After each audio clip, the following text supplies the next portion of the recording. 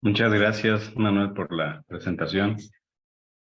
Y a veces decimos que solamente es pedigrí, si eres ingeniero, si eres licenciado, si eres, ¿no? Al final, lo que necesitamos es saber quién soy realmente yo.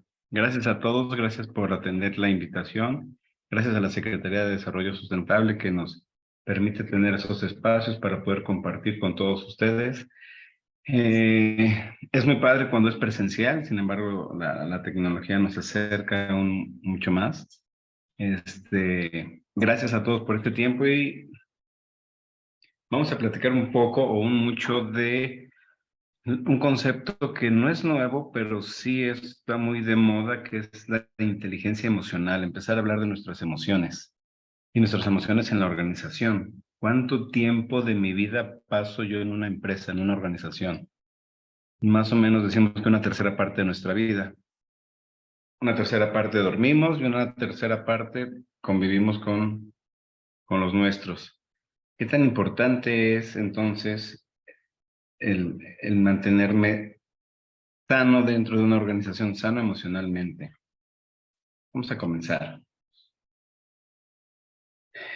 Cuando estamos en una organización y trabajamos en equipo, quizás no trabajamos en equipo, quizás trabajamos en grupo, porque trabajar en equipo es una cosa un poco diferente. Si yo les preguntara a ustedes la pregunta, ¿cómo estás hoy? Con una palabra, ¿podrían definir cómo se sienten hoy? No sé si el chat está abierto para que pudieran definir cómo se sienten hoy con una palabra. ¿Se podrá? ¿Cómo me siento hoy?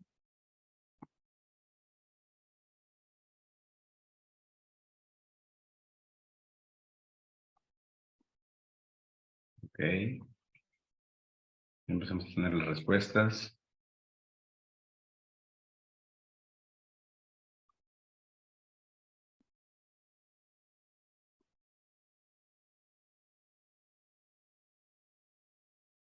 Agobiada, feliz, bien, estresada, motivado, dice Alfredo Sánchez. Genial, satisfecho, tranquilo. Pues hoy estamos aquí y vamos a darnos este tiempo para nosotros. Sé que podemos hacer muchas cosas, entiendo que esta parte virtual apago mi cámara, apago mi micrófono y listo. Hago como que estoy, pero no estoy. Pero ojalá puedan detenerse un poco para que se den ese tiempo para ustedes y poder compartir en esta sesión algunos conceptos que quizás no nada más son para la empresa, sino son para mi vida diaria. ¿Sí? Y que nos van a ayudar mucho. Y a veces sí, no sabemos cómo estamos, o a veces sí, sabemos cómo estamos, pero tenemos una dislexia emocional. A veces no sé decir cómo estoy. Digo que estoy bien, pero a lo mejor mi cara no me ayuda a sentir que estoy bien. Y la pregunta que nos hacen siempre es, hola, ¿cómo estás? Y ya sabemos la respuesta todos, ¿no? Pero antes de la respuesta, hay unas cosas que quizás pasa por nuestra mente. ¿Cómo estás? Quizás me siento destrozada, destrozado, me siento inútil, solo, despistado, confundido, traicionado, frágil, al borde de las lágrimas, deprimido, ansioso, autocrítico, estoy pacífica, molesta, con el corazón roto, me siento rechazada, aplastada, humillada, derrotada, vacía, como una tonta, caeré en cualquier momento, nunca es suficiente, pero decimos, bien. ¿Por qué digo bien? Porque el bien me va a proteger. Bien me protege de todo lo demás. Es como una barrera que yo pongo. ¿Para qué? Para no ver todo lo que atrás puede suceder. Si toda una persona quiere entablar una conversación, después de que te diga bien, que sabemos que es una mentira, y ahorita lo sabemos, pero pregúntale a la persona, bien, ¿bien qué? ¿Qué significa bien para ti? Y entonces, cuando abres esa oportunidad, las personas van a empezar a hablar y a decir, no, pues es que la verdad me siento triste, me siento cansada, estoy fastidiada y va a empezar a hablar de sus emociones una vez que hacemos esa pequeña pregunta, bien, pero ¿qué significa bien? ¿Bien qué? Pero es la parte de protección, el bien. Mucha gente inclusive responde, bien, ¿y tú? ¿O cómo estás? ¿Bien? Porque no quiero saber realmente cómo estoy. ¿Por qué? Porque si pienso cómo estoy, entonces voy a volver a sentir. Y es un concepto que vamos a ver más adelante ese concepto del pensamiento, de la emoción. Y cuando decimos bien, imagínate que tenemos toda esta gama de emociones, ¿no? Por eso digo que tenemos una dislexia emocional, porque como no sé cómo me siento, puedo quizás identificar, pero a veces no. Y entonces para todo digo bien, para no meterme en mayor problema. Imagínate algo. Imagínate que hoy tienes en tu cuenta bancaria, te despiertas, revisas con tu celular, tu aplicación en el banco y ves que tienes esa cantidad, 86,400. Esa cantidad de dinero está en tu cuenta. Es para que la uses hoy. La uses como tú eliges, como tú quieras. Sin embargo, si no usas alguna de esa cantidad, cuando duermas va a desaparecer de tu cuenta bancaria. Pero el día siguiente, cuando te levantas, vuelves a revisar tu celular, tu aplicación del banco y tienes la misma cantidad. Tienes ese dinero en tu cuenta. ¿Qué harías con ese dinero? ¿Lo compartirías? ¿Lo regalarías? ¿Lo desperdiciarías? ¿Lo invertirías? ¿Qué harías con ese dinero? Recuerda, cuando te duermes, vuelve a aparecer el día siguiente. O sea, ese dinero lo vas a tener en todo momento, cada vez que duermas. Y despiertes, vas a tener esa cuenta bancaria. Y quizás hagamos muchas cosas, ¿no? Lo desperdicio, puedo desperdiciar, no pasa nada. Puedo guardar, no puedes guardar, tienes que usarlo, tienes que gastarlo. Y esa cuenta bancaria la tienes siempre disponible para ti.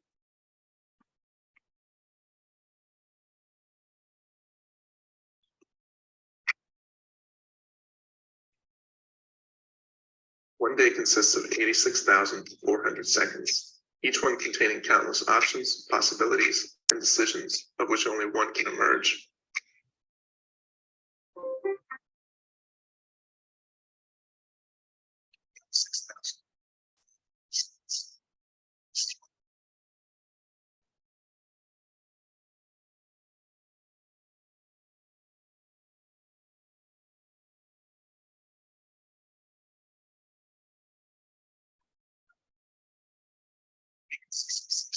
Four thousand 800 seconds.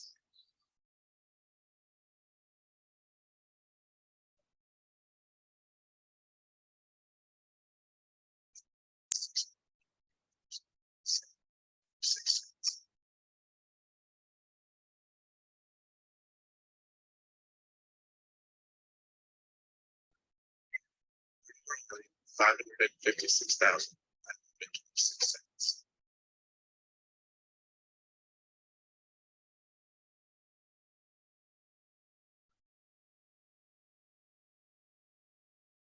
One lifetime. 366 seconds. Each one containing countless options, possibilities, and decisions, which only one can emerge.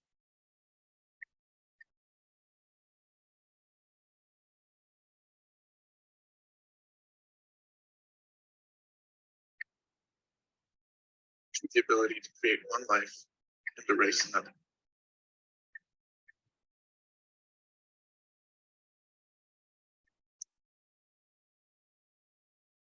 A day consists of 86,000 seconds. This is one.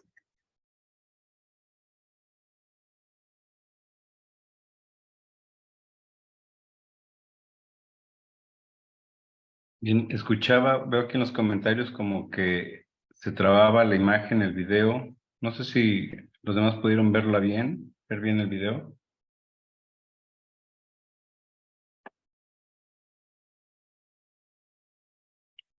Les envío el link.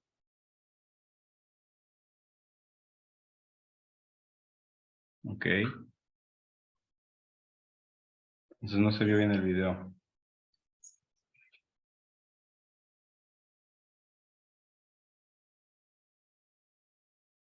Ok, entonces les mando el link aquí en el chat, en un momento, para que lo puedan revisar.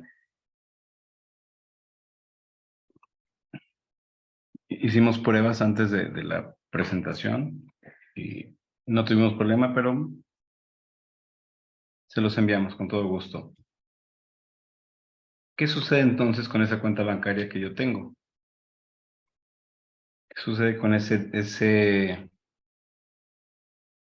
recurso que tengo disponible para mí en mi banco día a día? ¿Qué pasa si de esa cuenta bancaria alguien me quita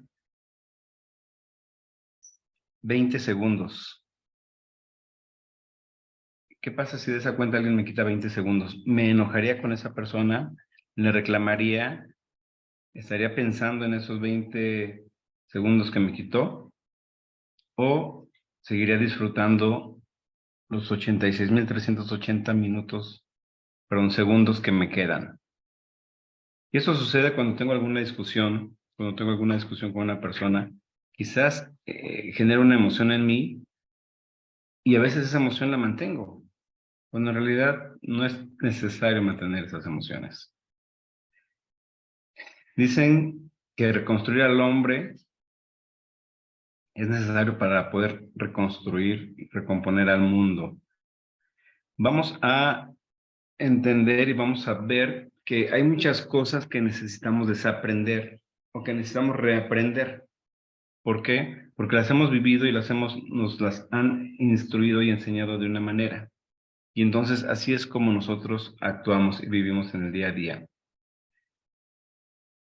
Bernardino Ramazzini, él fue considerado como el padre de la medicina del trabajo porque realizó estudios en Italia, nació en 1633, donde él se dedicó en su vida a trabajar y estudiar toda la parte de las enfermedades relacionadas con el trabajo.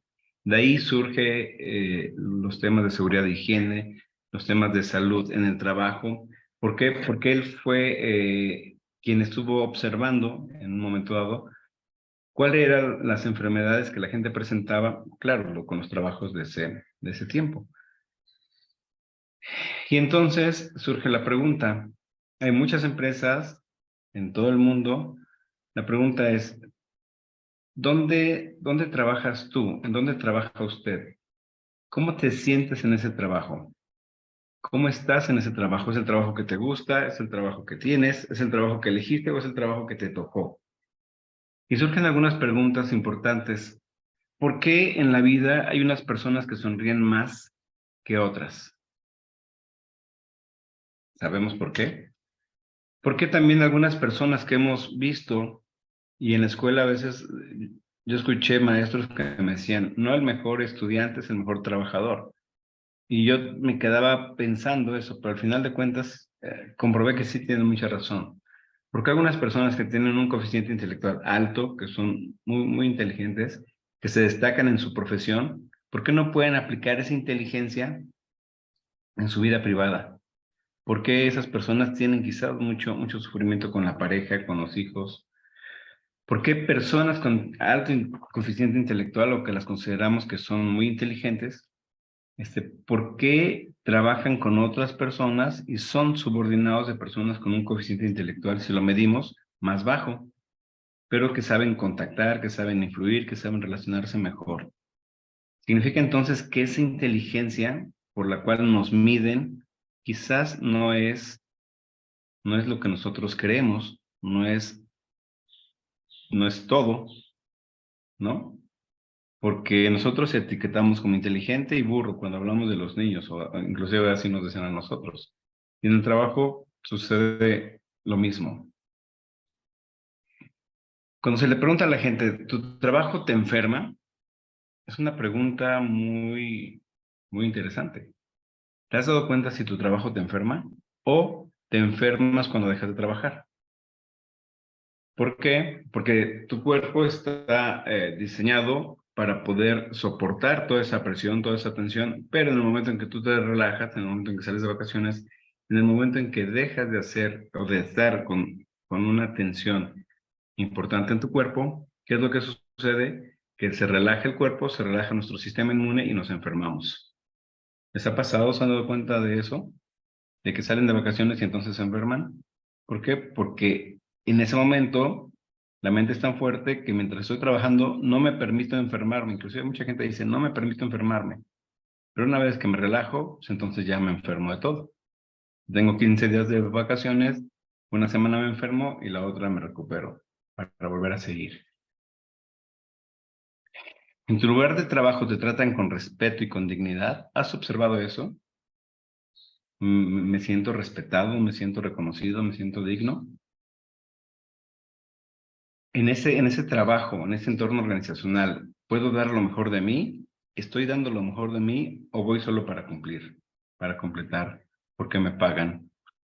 Un estudio que se desarrolló en Estados Unidos, se le preguntó a una gran cantidad de personas cuál era el principal motivo que los hacía levantarse un día para poder ir a trabajar. ¿Cuál es el principal motivo que los hacía levantarse para ir a trabajar?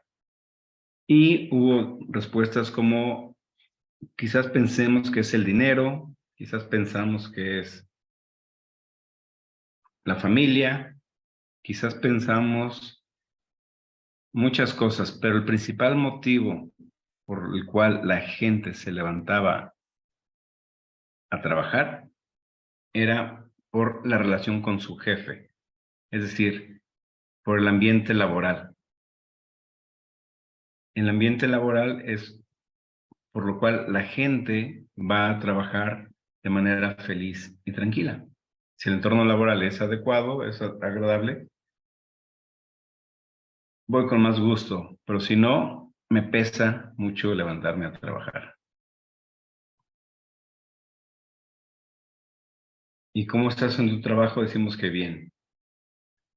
Pero ¿qué hay de las emociones? ¿Qué son las emociones? Si yo intento identificar qué es la inteligencia, qué son las emociones, dónde está la inteligencia en las emociones, quizás podemos tener una idea, podemos saber, pero quizás no tengamos la forma de cómo explicarla. O sea, sí sé lo que es una emoción, pero no sé cómo explicarla.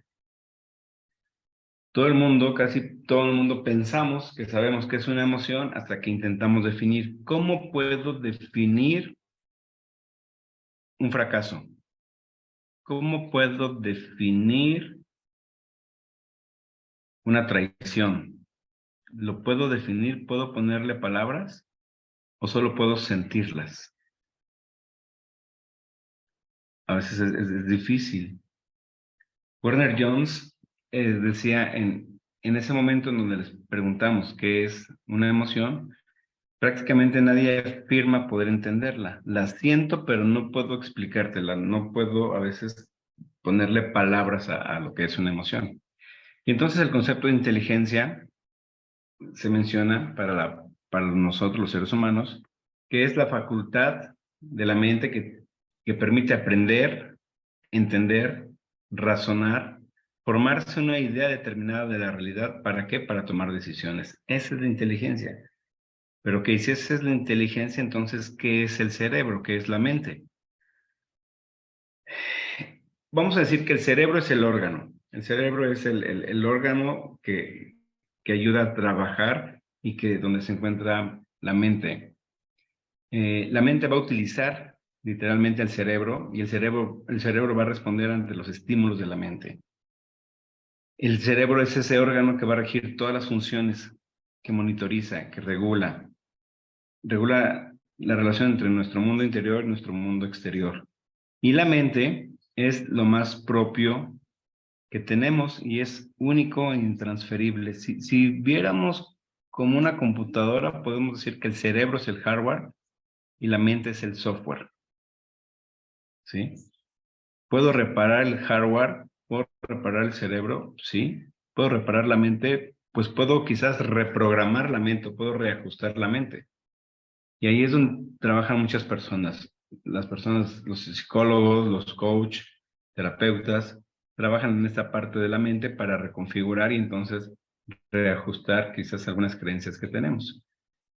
Y dentro del cerebro son precisamente esos pequeños elementos que conocemos como neuronas, son las que están en nuestro cerebro que nos van a ayudar a elaborar esos juicios, a razonar y dar forma a nuestros sentimientos para poder comprender la realidad.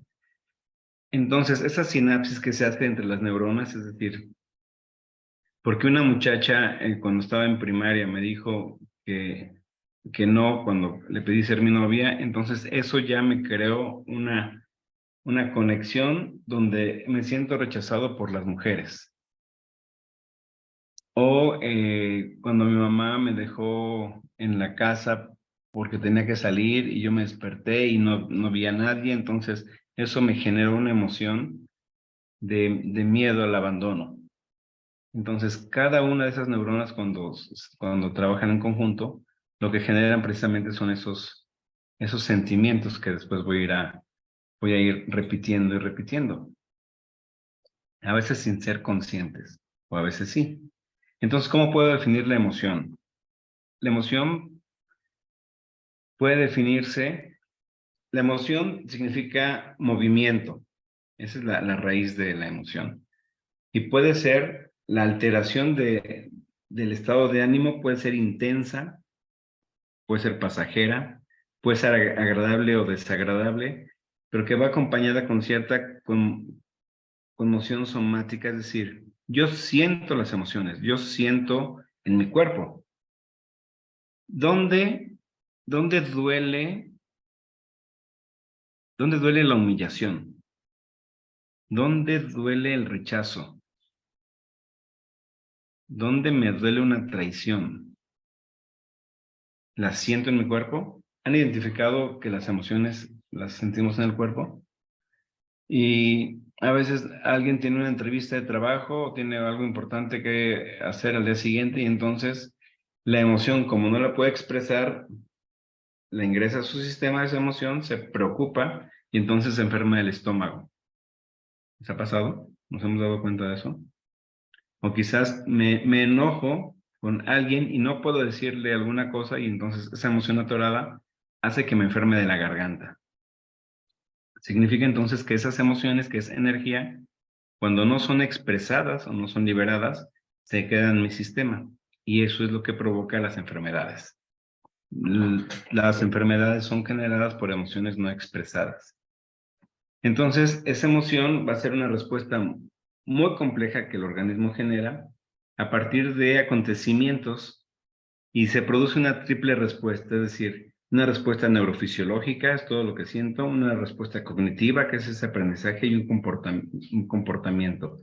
Es decir, yo puedo hablar normal, pero si la emoción llega a mí, yo voy a hablar a través de la emoción.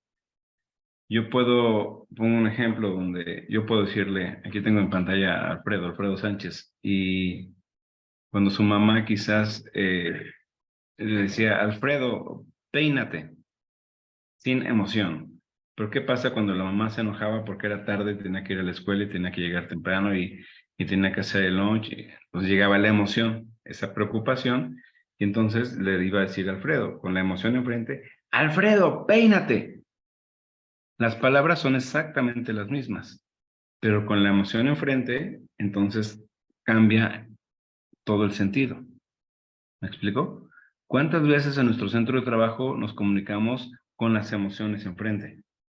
Y entonces le grito al subordinado, entonces lo regaño, entonces ¿por qué? Porque estoy preocupado porque el embarque no salió, porque el pedido no está listo, porque se rompió algún elemento, y entonces esas emociones hacen que las relaciones empiecen pues, a lastimarse, a tener deterioro. Y la emoción tiene una duración breve. La emoción puede durar segundos, puede durar minutos, quizás dure horas o poco más, pero realmente una emoción dura segundos, realmente dura segundos. Yo digo que una emoción es como un niño pequeño.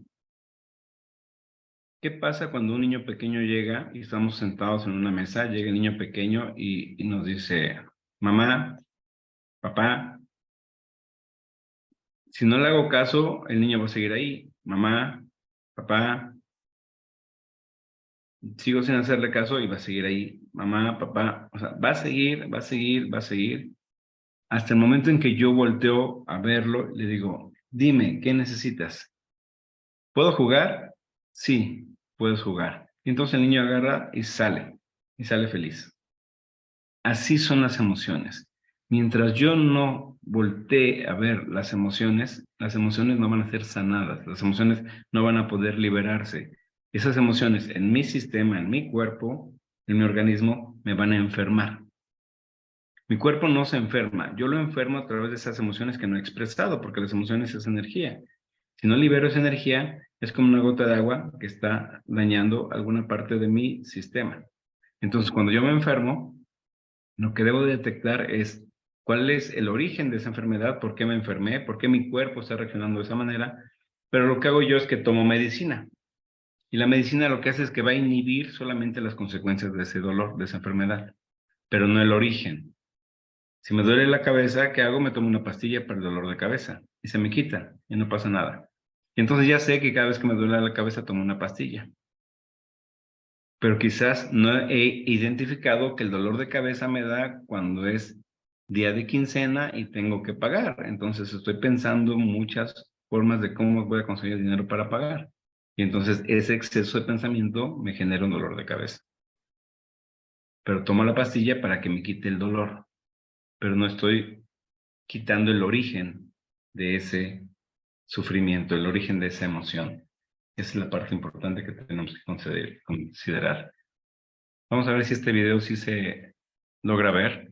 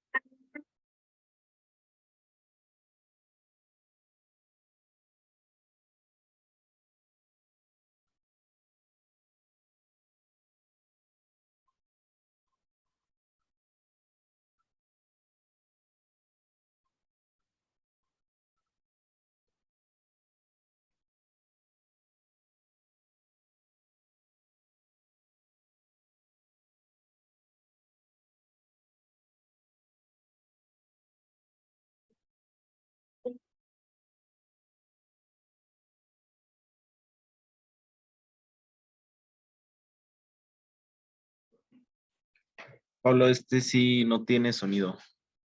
¿No? No, este sí no se está escuchando y está muy trabado. Si gustas, igual nos puedes compartir el link y se los hago llegar. Ok. A ver. Ahí se alcanza a escuchar. Bueno, no tiene sonido, solo música. ¿Se escucha o aún no? No, todavía no tengo sonido.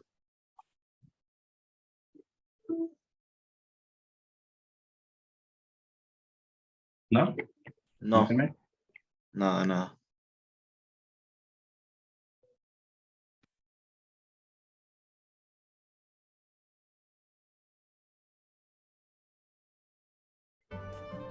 Ahí ya se escucha. Sí, listo. Va un poco trabado, pero sí se escucha.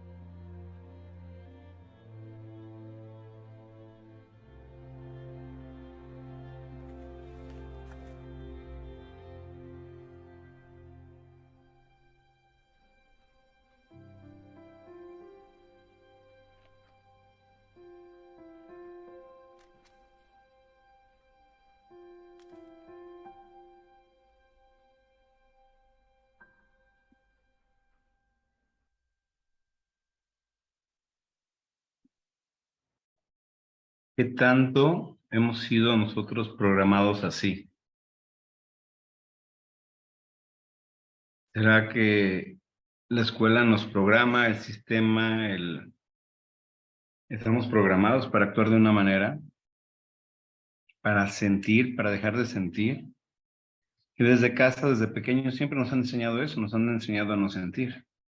No llore, no grite. Y en la escuela también, ¿no? Nos están preparando para obedecer. ¿Y qué pasa con las emociones? ¿Qué pasa con lo que siento? ¿Qué pasa con lo que realmente me hace feliz? ¿Te acuerdas tú qué querías ser de pequeño?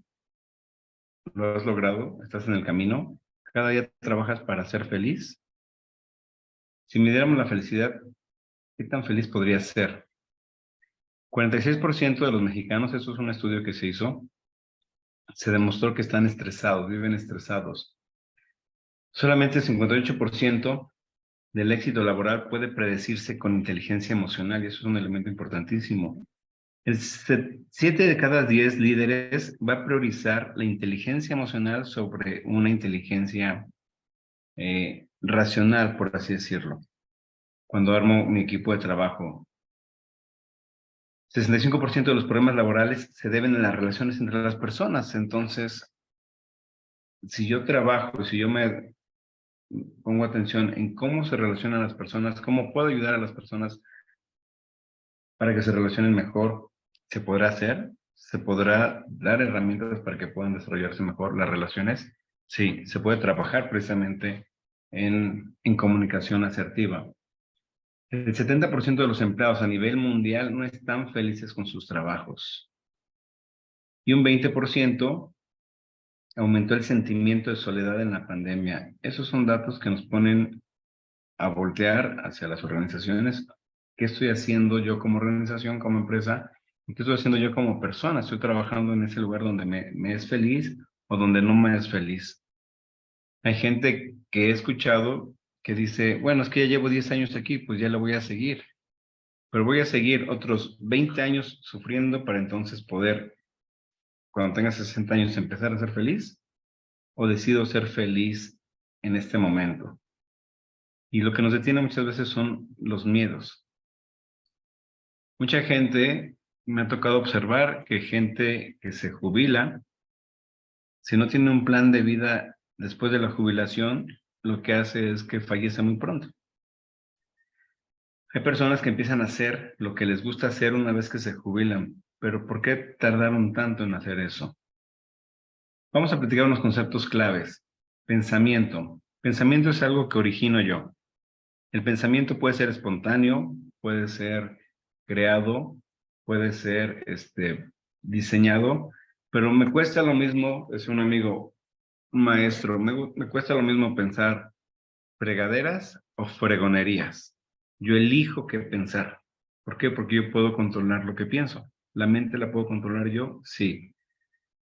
¿Puedo callar la mente? También puedo callar la mente. Hay personas que dicen que no lo pueden hacer. Yo era una de esas personas. Mi trabajo era estar pensando y estar creando y estar diseñando cosas, y yo creía que no podía dejar de pensar, pero sí se puede, sí es posible dejar de pensar. Entonces el pensamiento va a generar una emoción. Esa emoción es esa sensación que siento. Inclusive, el pensamiento, la mente es tan poderosa, la mente no sabe de negación. La mente no entiende el no entiende la negación. Si yo ahorita te dijera, ahí donde estás, si yo te dijera, no pienses en un elefante blanco, no pienses en un elefante blanco, no lo hagas. Por favor, no pienses en un elefante blanco.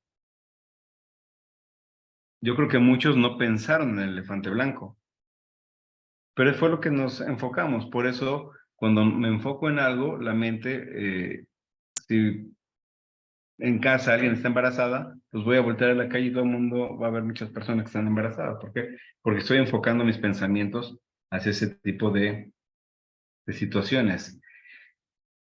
Cuando la emoción se da en mí y yo no libero la emoción, va a permanecer durante mucho tiempo. Y cuando permanece esa emoción, es lo que consideramos un sentimiento. Ese sentimiento puede durar, es que en primaria me rompieron mi caja de crayolas y entonces todavía me acuerdo y todavía siento y todavía ese sentimiento, es esa emoción que está atorada y que yo la sigo manteniendo. ¿Para qué? Para nada, pero la sigo manteniendo como un recuerdo, como algo que me hicieron, sin darme cuenta que esa emoción es como un niño pequeño que tengo que voltear a ver la emoción para decir, no pasó nada, yo te compro otros y listo.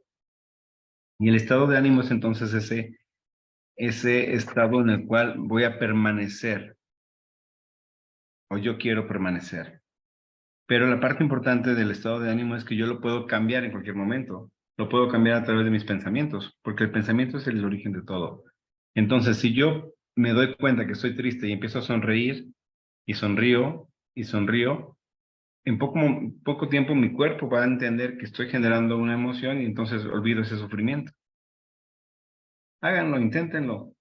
Pero es más cómodo estar en el lado de sufrimiento, en el lado de víctima, en el lado de que a mí me toca hacer todo, en lugar de cambiar mis pensamientos para poder cambiar lo que yo quiero crear en mi vida. La calidad de tu vida está determinada por la calidad de tus pensamientos. ¿Cuáles son tus pensamientos? ¿Qué es lo que piensas constantemente? ¿Lo puedes cambiar? ¿Lo puedes quitar? Sí, en todo momento se puede hacer.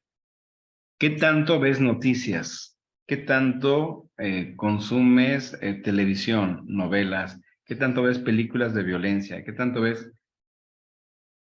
lees libros importantes? ¿Qué tanto te alimentas? Porque eso va generando nuestros pensamientos, pero son a partir de lo que yo estoy ingresando a través de la vista, de los oídos, a través de lo que hago. Vamos a ver esta imagen. Hay una situación. Esa situación es lo que pasó. Y esa situación quizás está involucrado en lo que no puedo controlar. La situación es cómo interpreto esa situación me va a generar un pensamiento. Ese pensamiento me va a generar una emoción. ¿Qué siento? Una vez que pienso, ¿qué siento? Después de qué siento, ¿qué hago? ¿Cómo reacciono a lo que sucede? ¿Sí? Hago una acción y entonces genero un pensamiento y vuelvo a hacer este proceso de emoción. Entonces, yo puedo controlar lo que pienso y puedo controlar las emociones y puedo controlar la acción, sí lo puedo hacer. Y este concepto que si lo graban, si se lo manejan, les va a ayudar muchísimo, es el conocimiento de PEA. PEA significa pensamiento, emoción, acción. Cuando yo genero pensamientos, esos pensamientos me van a generar una acción. Imagínense que bueno, una historia, les voy a platicar una historia. Eran dos granjeros que vivían pues, la distancia era bastante grande porque sus ranchos eran un poco grandes y entonces uno de ellos necesita un martillo para trabajar y el vecino más cercano pues era el granjero que quedaba un poco lejos, pero era el más cercano. Y entonces él decide ir a pedirle el martillo. Y entonces va caminando rumbo a la casa del otro granjero y empieza a pensar, hace más de 2 años que no lo veo, tengo mucho tiempo sin visitarlo. Solamente lo he visto quizás de lejos, no he platicado con él, pero se me hace que es una persona muy engreída, por eso no sale de su casa. Se me hace que es una persona solitaria, se me hace que es una persona que no le gusta compartir. Y si le pido el martillo y me dice que no, y si no me lo presta, ¿y qué pasa si me lo presta y se me olvida regresárselo y entonces voy a tener un problema con él? Entonces él va pensando muchísimas cosas que cuando ya llega por fin, no se da cuenta, llega por fin a la puerta del vecino y le toca la puerta, sale el vecino y el granjero le dice, quédese con su martillo, que no lo necesito, y se va. Significa que a través de los pensamientos que estuvo generando, esos pensamientos elevaron la emoción y entonces él tuvo una acción. Así es como funciona. Cuando el novio no le contesta a la novia que le está mandando mensajes, la novia le manda un mensaje, buenos días, él no le contesta, Hola amor, buenos días, ¿cómo estás? Espero que tu día esté de lujo. Él no le contesta. Ella le sigue mandando mensajes, él no le contesta. Hasta en la noche que ya recibe respuesta de él, no quiero platicar lo que les pasa, pero ella en ese inter empieza a primero preocuparse, primero sentirse preocupada porque el novio no le contesta. Y después de esa preocupación, después de esos minutos que sufrió preguntándose ella misma cómo se sentirá, estará bien, no le habrá pasado algo, no, pero a lo mejor se fue a desayunar con la secretaria nueva, porque me ha hablado mucho de ella, porque seguro que ha de estar con ella, y entonces empieza ella a generar esos pensamientos que cuando él contesta, obvio que le va a responder de una manera enojada. ¿Por qué? Por los pensamientos que estuvo ella generando. Esos pensamientos me van a llevar a las acciones. Entonces, ¿cómo puedo gestionar emocionalmente o cómo puedo ser emocionalmente inteligente? Primero, reconocer lo que siento, darle un nombre, identificar. Y para eso me puede servir leer leer las emociones para identificar, decir, ok, quizás me siento así, quizás me siento así. Una vez que ya sé qué emoción es la que yo estoy percibiendo, pues aceptar, me enojé por esto y estoy enojado y estoy triste, ¿sí? Es válido, es válido. Después, entender la emoción y regular su energía. ¿Es válido que me enoje? Sí. Pero ok, ¿es necesario enojarme tanto? ¿O puedo bajarle un poco a mi enojo? ¿O puedo hacer algo para que ese enojo baje? Entonces voy a convertir esa emoción en acciones sutiles. El detalle es que cuando me enojo, esa energía de enojo y hablo con alguien, entonces estoy atravesando a través de mis palabras, con la emoción, pues estoy generando una discusión. Y la otra persona también va a sentir esa discusión en un momento dado. Entonces las emociones tienen una función adaptativa. ¿Por qué? Porque las emociones me van a permitir adaptarme. También me van a dar información, me van a dar información de lo que sucede y también tienen una función social. ¿Por qué? Porque convivo con muchas personas. No soy un ser aislado. Debo de estar yo alrededor de personas. Entonces, si regulo mis emociones o si no las regulo, voy a generar como una ola. Se va a expandir. ¿Y esas emociones dónde se encuentran? Se encuentran principalmente en el cerebro. Tenemos tres tipos de cerebro. El cerebro reptiliano, que es cómo reacciono. Ese es el cerebro donde por instinto voy a hacer algo. El cerebro límbico, donde es lo que yo siento. Después está el neurocórtex, que es lo que yo pienso. A veces puedo tener una decisión de compra desde la reacción. Compro algo y sin pensar. O si me gusta también, solamente sé que me gusta y lo compro. En la parte de ventas, se dice que las personas solamente compran por dos razones. Todos compramos por dos razones. Compro por miedo o por amor. ¿Por qué compro por miedo? Si veo una oferta que dice solo hoy, único día, últimos lotes, últimas prendas, o sea, empiezo a comprar. ¿Por qué? Porque es solo hoy, porque ya se van a acabar. Pero quizás no necesitaba comprar eso, pero el miedo me va a llevar a comprar. El papel higiénico se acabó, se agotó en el tema de la pandemia, ¿no? Por ejemplo, y fue ¿por qué? Porque compré por miedo. ¿Y por qué compro por amor? Cuando hay algo que me gusta, pues lo voy a comprar. O los globeros cuando van al centro, cuando vamos al centro y tenemos niños pequeños, los que venden globos saben esto. Entonces, ¿qué hacen? Le acercan el globo, el juguete al niño y lo compramos. Compramos el juguete, ¿por qué? Por amor. ¿Sí?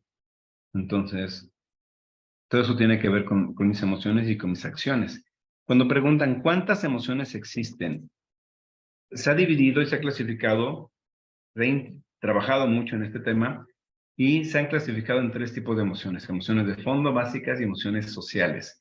Las emociones de fondo lo que van a dar un estado de ánimo momentáneo, y es ese entusiasmo, malestar, exaltación, tranquilidad, o sea, es algo momentáneo. Pero también hay emociones básicas, que son miedo, enojo, tristeza, alegría, sorpresa, asco. Pero también hay emociones sociales que tienen que ver con la envidia, celos, orgullo, vergüenza, culpabilidad, indignación, desdén, amor, gratitud, admiración, etcétera, etcétera, etcétera.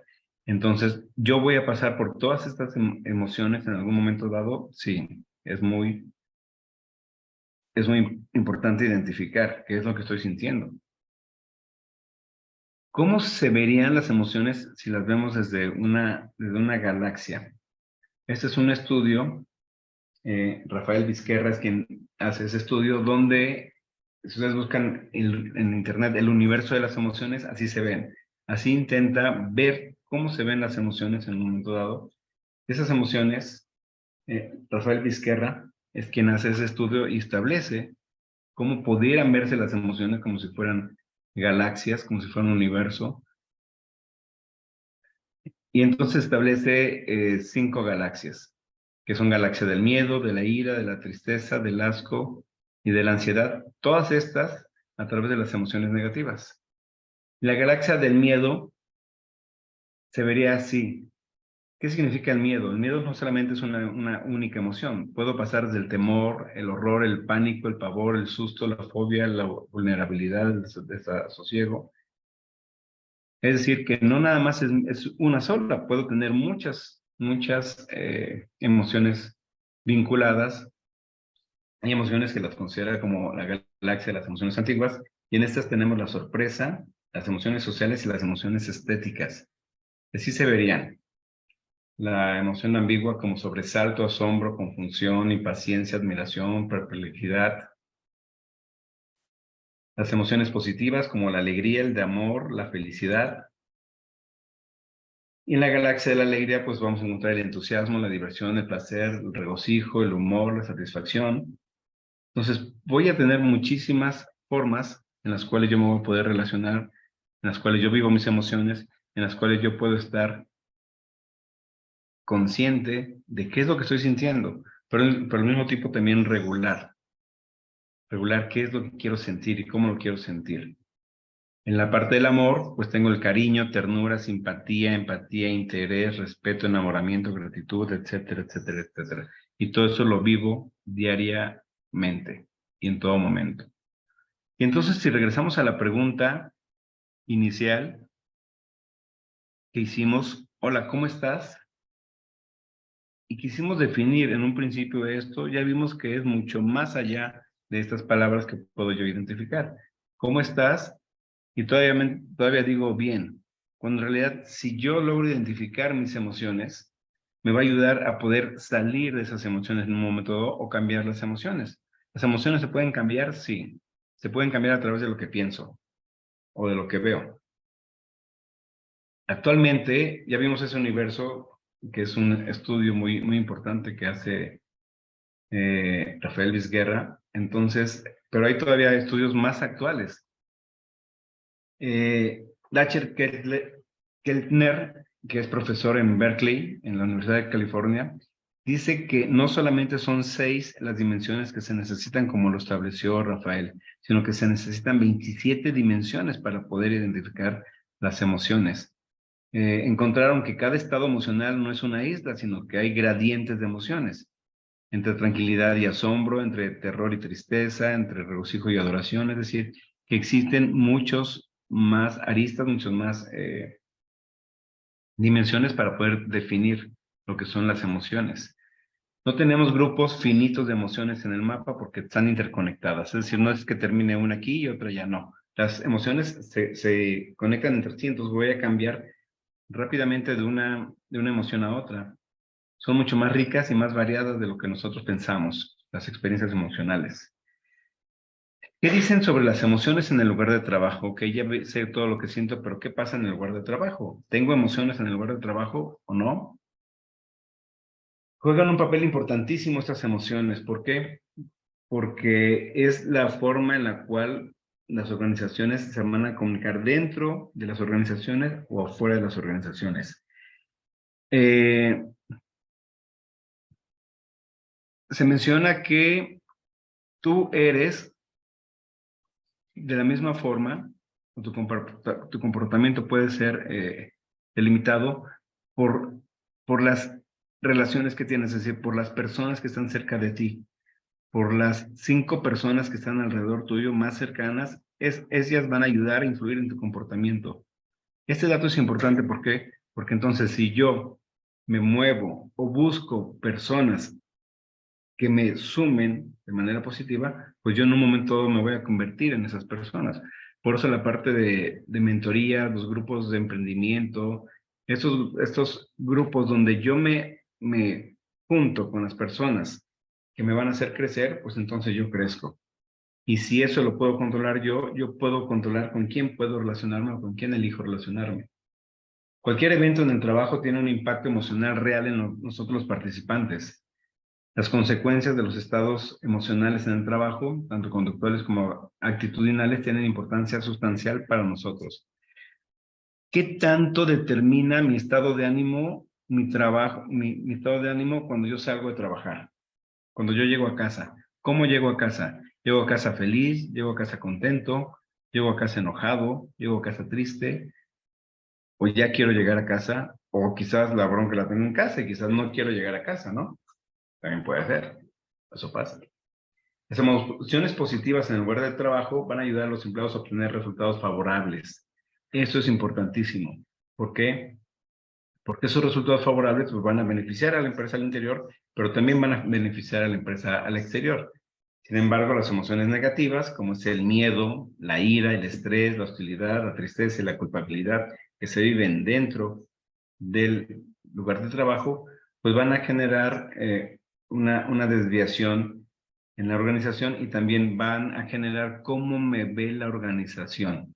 Por eso hay una frase importantísima en la gestión de las organizaciones que dice que el empleado trata al cliente como la empresa trata al empleado. ¿Cómo son atendidos tus clientes? ¿Cómo tú tratas a tus empleados? Y hay organizaciones en donde esto se nota. Hay organizaciones donde vas y la atención de los empleados es muy buena, pero hay otras donde vas y la atención de los empleados no es muy buena. ¿Te ha sucedido? ¿Te ha pasado? ¿Lo has vivido? ¿Tú sabes cómo están tus empleados? Tú como empleado, ¿te sientes a gusto? ¿Te gusta cómo te trata la empresa? Es algo fundamental tener esos análisis de climas laborales.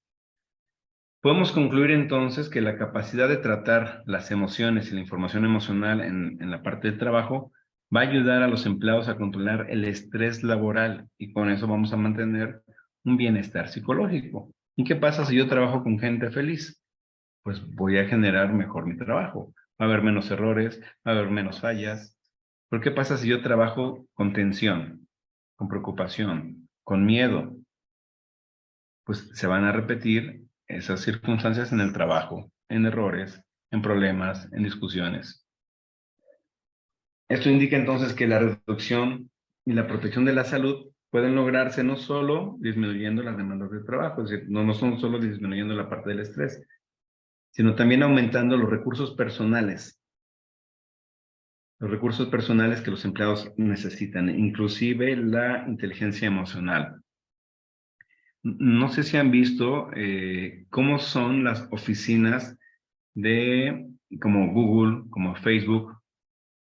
Son oficinas y otras más, otras empresas más. Son oficinas donde están diseñadas para que la gente se relaje, para que la gente esté tranquila. Hay áreas de descanso, hay máquinas para que tú puedas obtener lo que quieras sin pagar nada. Hay resbaladillas, hay bicicletas. ¿Por qué? Porque ellos entienden que esa parte de la parte emocional es fundamental para las organizaciones. En Japón, no se diga, ahí te puedes dormir, si estás cansado, te puedes dormir en tu oficina un rato y no pasa nada. ¿Por qué? Porque al estar tú despierto, pues vas a mejorar tu desempeño laboral. Pero aquí, si estamos dormidos en el trabajo, pues no quiero platicarles cómo nos va. Entonces, la inteligencia emocional, de acuerdo a Salovey y a Mayer, se puede definir como la capacidad que tenemos los seres humanos de percibir mis propios sentimientos, pero también percibir los de los demás, distinguir entre ellos y usar esa información para guiar el pensamiento y la conducta de uno mismo. Es decir, ok, ya sentí que estoy enojado y eso me doy cuenta racionalmente que estoy enojado. Entonces, lo que puedo hacer es, en este momento, mejor no hablo. ¿Sabes qué? Estoy enojado, déjame trabajar en mi emoción, me libero y después vengo y platicamos. ¿Te parece? ¿Es lo adecuado? Eso deberíamos hacer, pero ¿qué pasa cuando tenemos una discusión? Quiero seguir discutiendo, discutiendo, discutiendo. Si le digo a la novia, permíteme, voy a ver mi emoción y platicamos mañana, la novia me va a decir, no, platicamos ahorita y no te vas hasta que no lo resolvamos. Cuando en realidad no necesita resolverse en ese momento. La inteligencia emocional entonces es un asunto de carácter prioritario, principalmente ¿para quién? Para los líderes, para todos los que somos líderes y ustedes están involucrados en ello. Es decir, que un líder necesita tener una inteligencia emocional para sí y para la organización, sí. Oye, ¿y esa inteligencia emocional se puede trabajar? ¿Se puede preparar? ¿Se puede? Sí, sí se puede hacer. Ahorita lo vamos a ver cómo lo podemos hacer. Entonces, el liderazgo de la nueva generación es esa visión de competitividad con bienestar. No nada más es competitividad como antes. Y la escuela nos preparaba para eso. La escuela nos preparaba para obedecer, la escuela nos preparaba para ser productivos, para producir. Sin embargo, el liderazgo actual lo que va a llevar es esa competitividad, sí, pero con bienestar. Esa es la combinación que me va a permitir a mí tener mayor enfoque en mi productividad. Daniel Goleman, que es uno de los principales autores de estos temas de inteligencia emocional, afirmaba en su libro Cómo ser un líder, afirmaba lo siguiente: la inteligencia emocional de un líder crea una cierta cultura o un cierto ambiente de trabajo. ¿Qué tanto los líderes están involucrados en la inteligencia emocional? Cuando trabajamos en las empresas, para ver sus estados de inteligencia emocional y ver su ambiente de trabajo y capacitar y entrevistarnos, cuando la gente, cuando el líder, la cabeza dice, no, entrevista a mis empleados o que tomen el curso ellos, yo no, entonces no funciona. ¿Por qué? Porque todo tiene que ser desde la cabeza. La cabeza tiene que estar involucrada en todos estos procesos. Todo es de arriba hacia abajo. La investigación mostró también que los altos niveles de inteligencia emocional crean ambientes en los que florece el intercambio de información, la confianza, el aprendizaje, y es también una saludable asunción de riesgos. Eso no significa que si hay mucha inteligencia emocional o si trabajo inteligencia emocional, no va a haber riesgos. Sí los va a haber. Va a haber problemas, sí los va a haber. Va a haber conflictos, también los va a haber. El tema es cómo voy a resolver esos conflictos o cuánto tiempo voy a tardar en resolver esos conflictos. En cambio, si hay bajos niveles de inteligencia emocional, pues van a crear ambientes en los cuales va a abundar el miedo y la ansiedad. Yo te pregunto, ¿en cuál de los dos te gustaría trabajar? Y entonces, ¿qué está haciendo el líder para llevarlos a un ambiente de trabajo o a otro ambiente de trabajo? Da igual lo brillante que sea tu estrategia, es lo mismo. Puede ser una estrategia brillantísima, pero siempre es necesario contar con las personas para que esto se lleve a cabo. Y entonces las personas, ¿cómo pueden entender esa inteligencia emocional? ¿Cómo puedo yo tener ese equipo de trabajo altamente capacitado, altamente sensitivo? Primero por un autoconocimiento, conocer las emociones, conocerme a mí mismo. Después autorregularme, es decir, sé que estoy enojado, pero entonces voy a ver en qué nivel voy a bajar ese nivel de enojo, o quizás de tristeza también puedo cambiar el nivel de tristeza a través de la autorregulación y después generar una motivación. ¿Para qué? Para hacer ese cambio en el estado de ánimo y poder tener una empatía, para no hablar desde mi emoción y no entender, quizás sé que mi jefe está enojado en ese momento, entonces no me voy a acercar a platicarle que rompí algo, entonces mejor me espero, entiendo el momento y lo puedo platicar después. Y eso me va a generar una habilidad social. Conocer mis emociones, conocer las emociones de los demás, me va a permitir poder generar esa habilidad de poder ayudar y resolver conflictos en un momento dado. Y esto es lo que Daniel Goleman genera como el proceso a través del cual yo puedo tener esa inteligencia emocional. Esas son las dimensiones de la inteligencia emocional. la autoconciencia, la autorregulación, la motivación, la empatía y las habilidades sociales.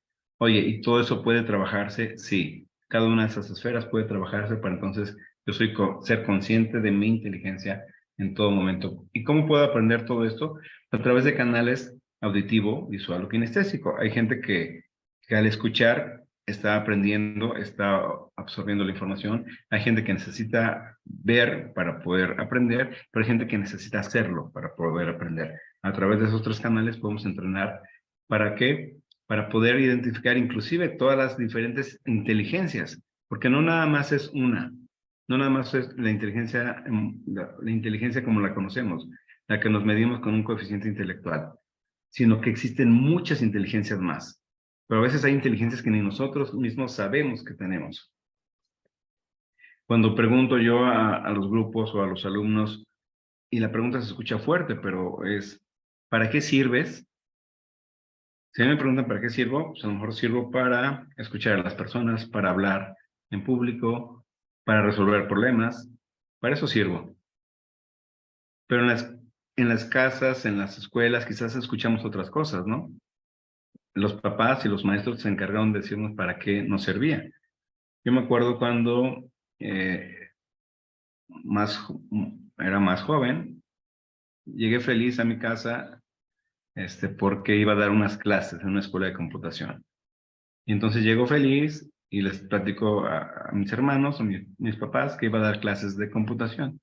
Y mis hermanas, amorosamente lindas como son ellas, siempre me dicen, pero ni sabes hablar, ni se te entiende lo que dices. Ya llevo más de 30 años dando clase. Si hubiese hecho caso a mis lindas y queridas hermanas, que las quiero mucho, pues no hubiese dado clases.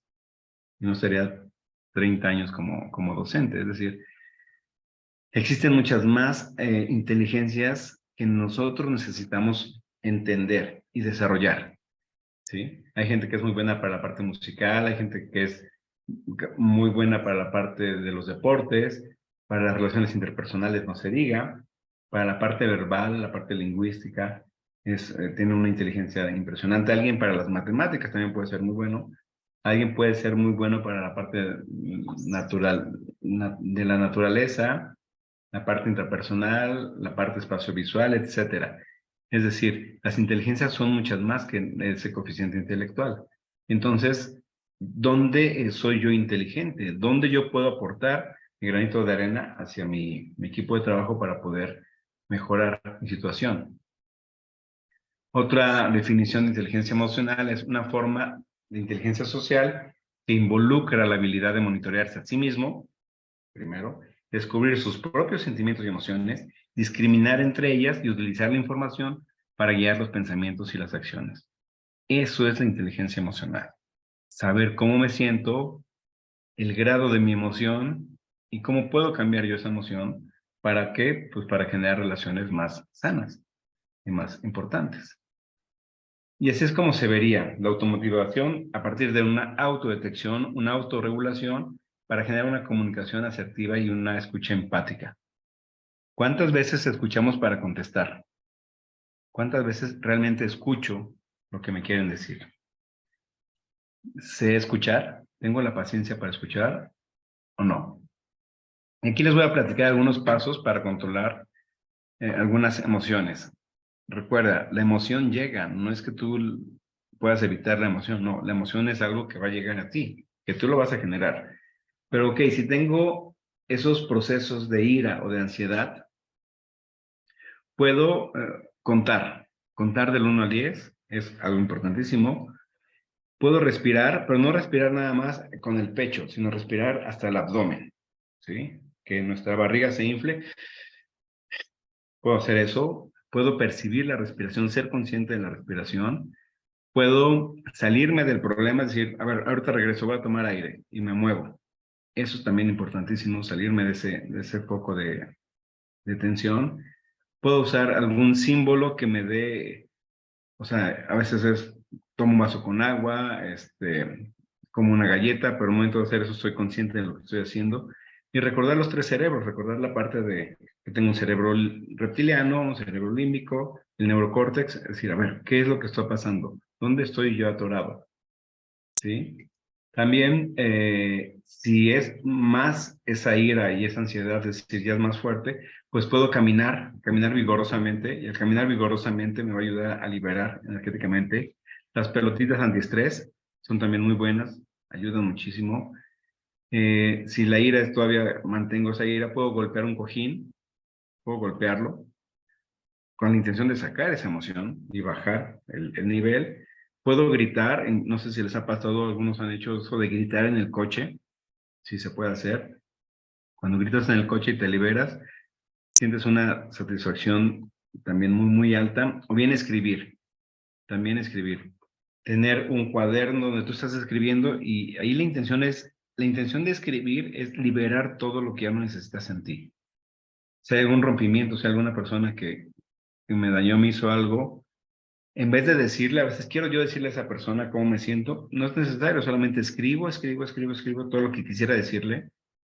Y una vez que ya escribí, puedo romper y quemar esa hoja. Lo importante es vaciarnos de esas emociones. No es necesario decirle a la otra persona cómo me siento. Lo importante es yo, en la parte de autorregulación, yo liberarme de eso que ya no quiero tener. ¿Cómo puedo controlar esta fase de ira en espacios conversacionales, que es muy importante? Pues crear esos espacios donde pueda haber una comunicación, donde pueda yo platicar con alguien, escuchar a alguien, un espacio que sea neutral, no la oficina de alguien, porque la oficina de alguien te genera ese poder. Puedo hablar desde empezar con esos 3 pasos, que es una técnica. Hacerme cargo. Con lo que tú hiciste me sentí así. Hablar desde yo cómo me sentí. ¿Sí? Me generó mucha impotencia el ver que no entregaste el reporte. Me generó mucho miedo el ver que no se iba a entregar el pedimento. No sé, desde yo cómo me sentí. Primero hacerme responsable de lo que yo siento. Después, preguntar o indagar qué hago yo para que tú actúes así. ¿Qué es lo que te falta a ti para que puedas completar rápidamente tus tareas? ¿Qué es lo que necesitas de la organización para que puedas entonces cumplir adecuadamente? Y entonces llegar a un acuerdo. Ese acuerdo es una negociación, no una imposición. Y la negociación tiene que ver con esa parte de, ok, ¿qué me toca hacer? Por eso es ahí el 0-100, es, ¿me toca a mí hacer algo o te toca a ti hacer algo? Ese es el 0-100. El 50-50, ¿qué me toca hacer a mí? ¿Qué te toca hacer a ti? O el 100-0, ¿qué me toca hacer a mí para que esto cambie? Y entonces cuando yo me doy cuenta de lo que me toca hacer a mí o lo que le toca hacer a él para cambiar la situación, entramos a ese espacio de negociación, de acuerdos, no de imposición. No se trata de ganarle al otro, se trata de que ambos ganemos. Cuando ambos ganamos, estamos ganando todos. Y toda negociación se trata de ese rollo, ganar. ¿Cuáles son las recomendaciones que podemos tener para mejorar nuestra cuestión emocional? Desde la parte biológica, tener actividad física. ¿Qué tanta actividad física tienes tú? ¿Qué tanta actividad física tiene el personal? ¿Qué tan bien te alimentas? ¿Qué tan hidratado estás constantemente? ¿Qué tan bien duermes? ¿Cómo está tu sueño? ¿Y cómo está tu salud sexual? También. Cuando alguien tiene una salud sexual, se nota. Y cuando alguien no tiene salud sexual, también se nota. ¿O no? La parte psicológica, ahí es donde entra la parte de inteligencia emocional, pero también la introspección. ¿Qué es lo que estoy viviendo en este momento? Yoga y meditación son elementos importantísimos para poder liberar, y también es importante terapia psicológica o ayuda de cualquier modo que se le pueda dar al personal, sí, no solamente la salud física, sino también la salud mental. En la parte social, pues revisar y atender cuáles son mis roles, evaluar los ambientes relacionales, es decir, ¿dónde es el lugar donde se reúnen? ¿O dónde es el lugar donde nos reunimos? ¿Es un lugar agradable? ¿No lo es? Cuidado de los ambientes espaciales, administración del tiempo. ¿Qué tanto sé yo que puedo administrar el tiempo? Yo escucho a gente que dice, es que no tengo tiempo. Cuando ya vimos que tiene una cantidad de 86.400 segundos, y todos tenemos eso. Carlos Slim, que es una persona muy rica, tiene el mismo tiempo que nosotros al día. Solamente es la forma en la cual lo invierto.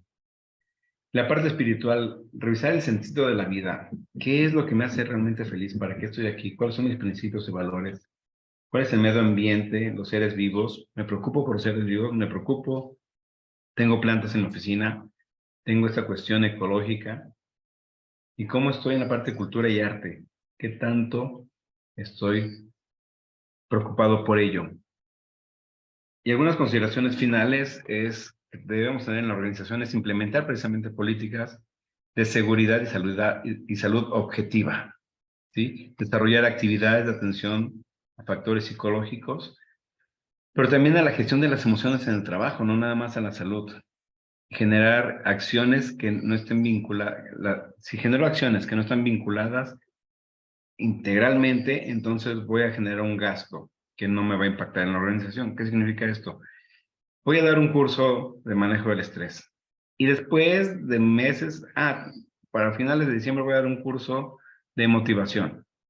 No, tiene que ser algo integral. Tiene que ser algo integral porque si no, esos pequeños cursos o esas cuestiones que voy a dar, pues no van a tener el impacto que yo espero, el impacto que yo estoy proyectando. Pero si hago algo integral, pues voy a medir inclusive cuál es el impacto que estoy generando en las personas. Ponderar siempre los intangibles, traduciéndolos a un valor económico. Ok, ¿cómo voy a medir si ese curso se llevó a cabo, mejoró? ¿Tengo esos indicadores? ¿Puedo medir mi organización? Sí lo puedo hacer, ¿eh?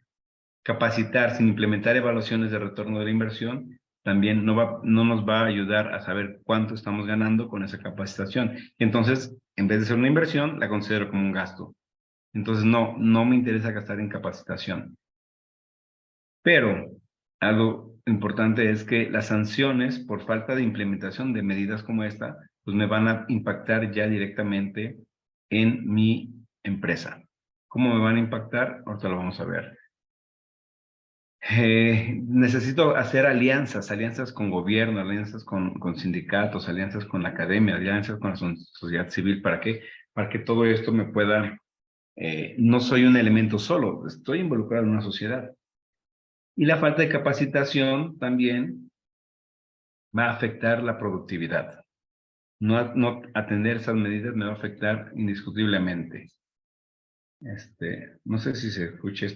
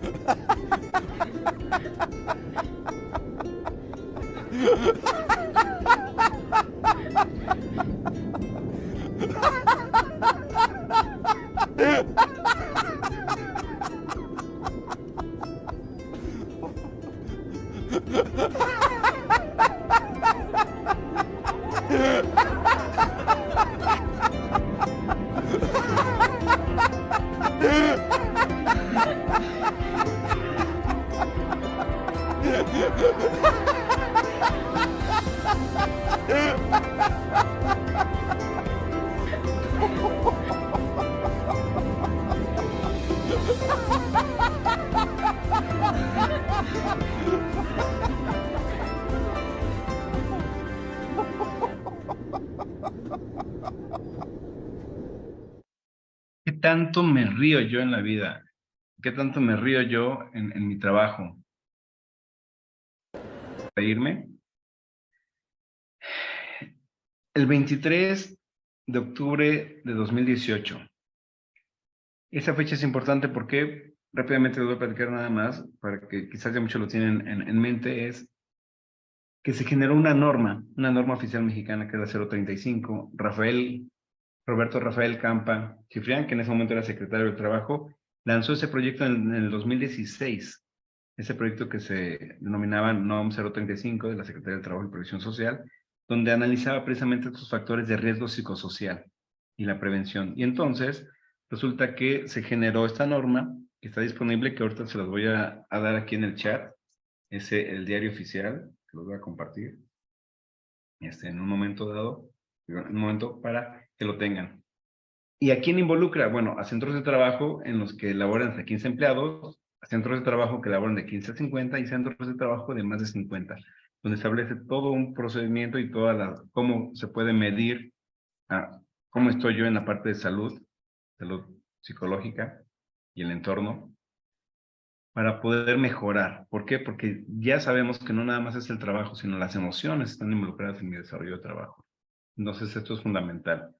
Ahorita les entrego por ahí este documento, que lo pueden descargar por internet, no hay ningún problema.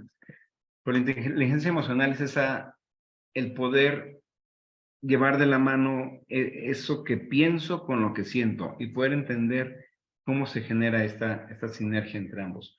Porque al final de cuentas nos han dicho que el cerebro es lo más importante, pero nos estamos dando cuenta que las emociones son importantes. Entonces debe haber un equilibrio entre lo que siento y lo que pienso. Ese equilibrio podemos decir lo que es la inteligencia emocional. Y para terminar, quiero dejarles este video.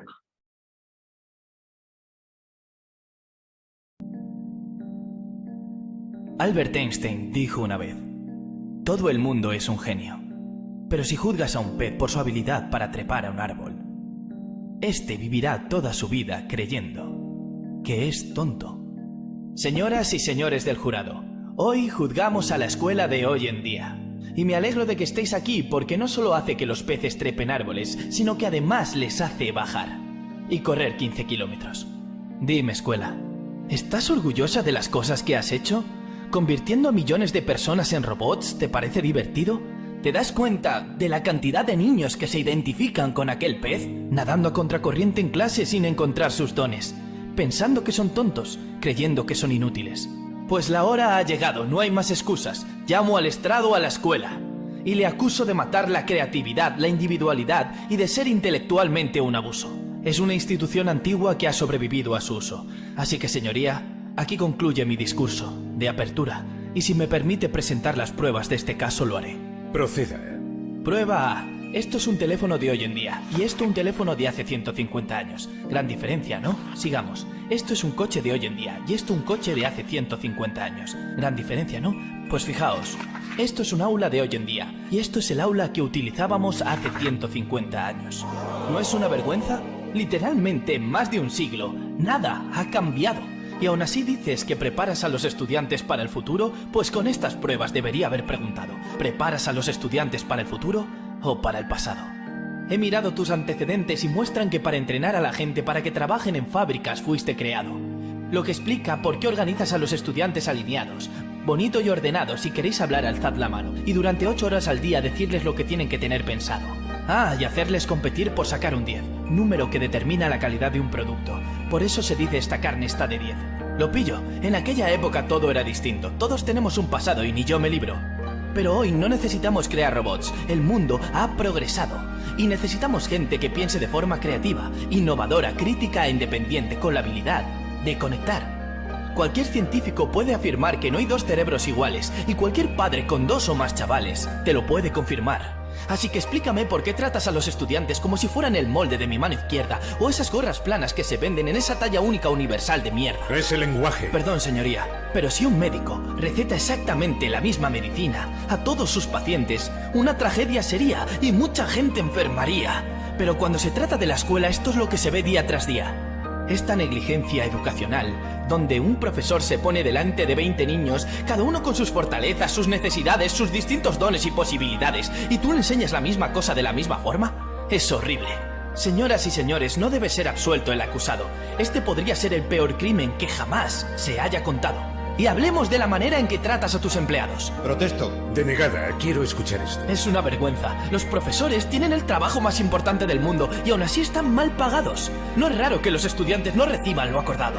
Seamos sinceros, los profesores deberían cobrar tanto como los médicos, porque un médico puede realizar una cirugía de corazón a un niño y salvarle la vida, pero un gran profesor puede alcanzar el corazón de ese niño y permitir que realmente viva. Los profesores son héroes, se les critica mucho, pero ellos no son el problema. Ellos trabajan en un sistema sin muchas opciones o derechos. Los currículos los hacen quienes crean la política. No han enseñado en su vida y sacan pecho. Los test estandarizados son su ciencia. Creen que por meter preguntas con respuestas múltiples se ve el nivel de inteligencia. ¡Qué demencia! De hecho, estos test están poco desarrollados para ser usados y deberían ser quitados. Pero no me tomes la palabra a mí, tómasela a Frederick J. Kelly, el hombre que inventó los test estandarizados y que dijo: estos test están demasiado poco desarrollados para ser utilizados y deberían abandonarse, señores y señoras del jurado. Si continuamos por este camino, letales serán los resultados. No tengo mucha fe en la escuela, pero sí tengo fe en las personas. Y si podemos personalizar la sanidad, coches o incluso tu red social, entonces tenemos que hacer lo mismo con el sistema educacional para actualizarlo, cambiarlo y fuera el espíritu estudiantil. Porque es inútil.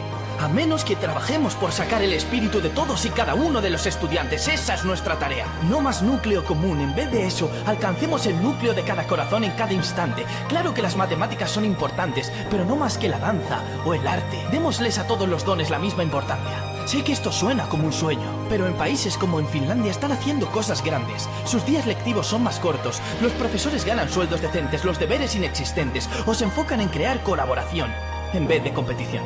¿Y sabéis, chicos y chicas sin rumbo? Su sistema educativo rinde por encima del de cualquier otro país en el mundo.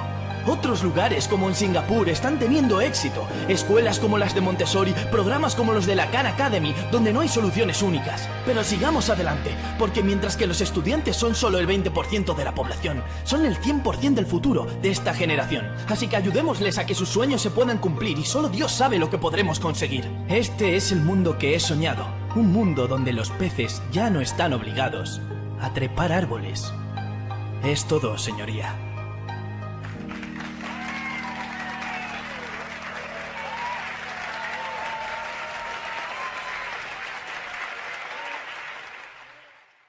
Y nosotros venimos de estos sistemas. Nosotros, por eso es importante cambiar desde la organización, desde la empresa, todo esto que venimos arrastrando, que venimos, esos comportamientos, ese aprendizaje que nos enseñaron a obedecer.